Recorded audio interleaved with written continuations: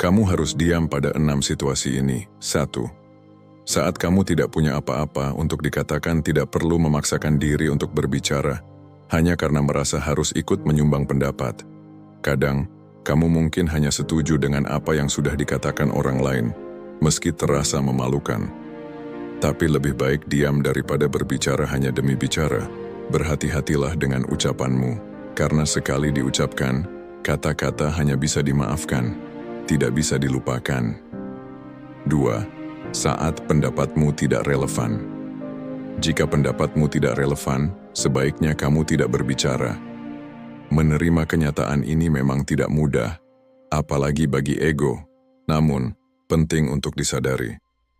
Ketika kamu tidak tahu cukup banyak soal suatu masalah, ada orang yang lebih ahli, atau pendapatmu tidak berdampak, diam adalah pilihan paling bijak. Diam adalah respon terbaik bagi mereka yang tidak menghargai pendapatmu. 3. Saat ucapanmu akan menyakiti orang lain, ada kalanya kita perlu menyampaikan kebenaran meskipun itu menyakitkan, namun tidak sesering yang kita kira. Pertimbangkan apakah ucapanmu akan bersifat membangun, atau justru karena ingin melukai.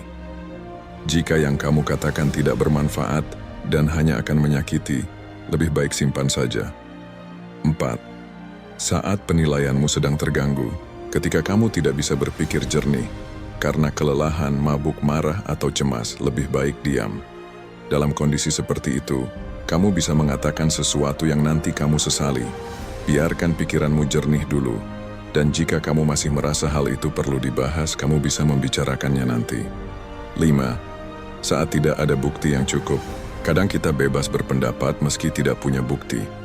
Tapi jika opini kita bisa memengaruhi keputusan besar, terutama yang menyangkut kesejahteraan fisik atau mental seseorang, kita sebaiknya tidak menyampaikan informasi yang belum terkonfirmasi.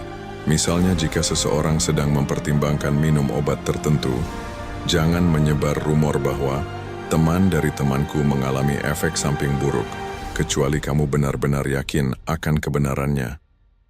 6. Saat diminta untuk diam, mengakui bahwa pendapatmu tidak relevan sudah sulit bagi ego, namun diminta untuk diam bisa terasa lebih sulit lagi.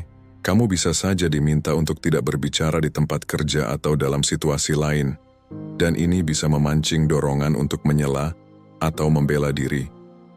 Namun, sebaiknya tahan keinginan itu dan pikirkan, mengapa kamu diminta untuk diam? Mendengarkan dan belajar bisa jadi jauh lebih bermanfaat dalam situasi seperti ini.